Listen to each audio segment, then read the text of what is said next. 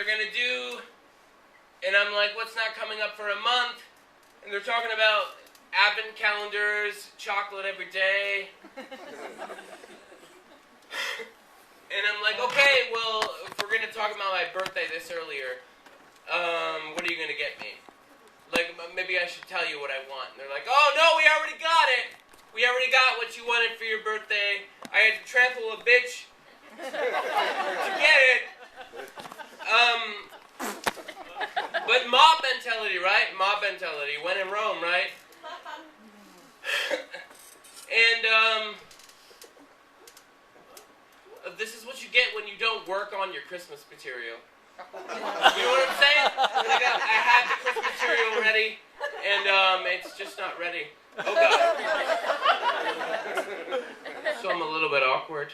But it's not like really a bad story. Like I've come to a point in my life where I've realized about myself that I've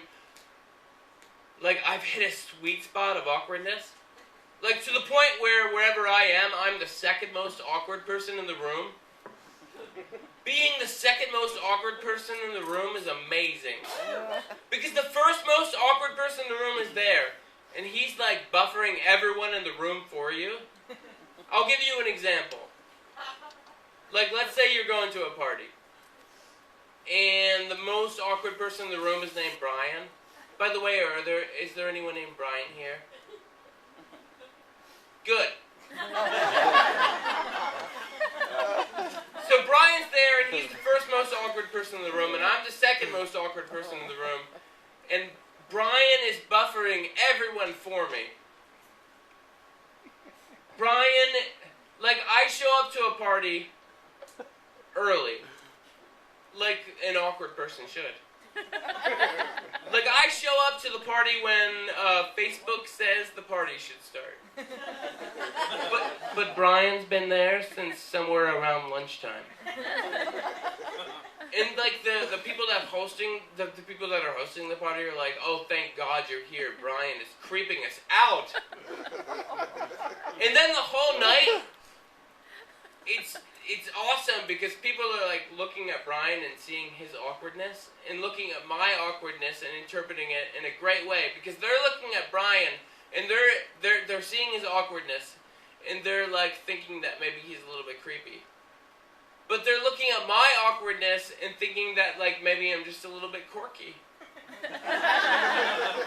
Like, oh man, Brian's over there, he's creeping us out and we don't know what he's capable of. But you have so much potential socially.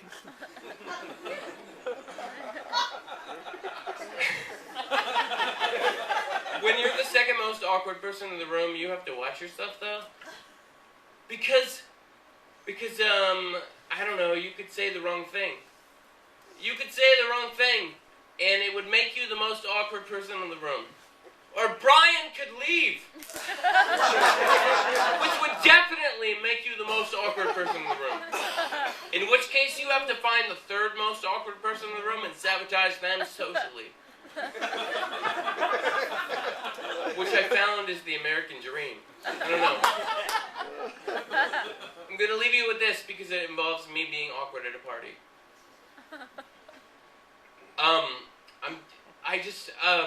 I get kind of sick of people misusing the term OCD. Because when people say, oh, I'm a little bit OCD, they don't really mean that. They're just talking about some mundane thing they have going on. And I'm not OCD either, but I have some things, like I have some compulsions that are from some other diagnoses over there. That's just a cough because I have a little cough. And someone was at a party the other day and they said, oh, I'm a little bit OCD. And I got a little bit excited. Because I just wanted to know what was going on with them. So I was like, hey, wow, that's awesome. What do you do? What do you do? And they were just like, oh, I just like to keep a clean desk in my office study. And I got kind of disappointed because I was like, oh, so you don't check every light switch and faucet in the house while counting to 7? And they were like, no, nothing like that. And I proceeded. It was like, oh, so you didn't recently realize that you do this because you saw one too many episodes of Rescue 911 when you were a child? And you didn't recently realize through therapy that the reason you count to 7 while you're doing this is because 9 minus 1 minus 1 equals 7? And they were like, no, nothing like that. It was like, oh, so what do you mean? And they're like, oh, I just like to fold my laundry perfectly. It was like, oh, so it's not like you do your laundry normally, but you, everyone in your apartment building thinks that you're a drummer in a punk band because you're looking in the dryer for socks, going 1, 2, 3, 4, 1, 2, 3, 4, 1, 2, 3, 4. And they were like, no, nothing like that. And I was like, oh, well, I'm not a doctor or like a therapist or anything, but it doesn't sound like you're OCD at all. It sounds like you're just OCD curious. Oh man, thank you very much. I'm Stauffer.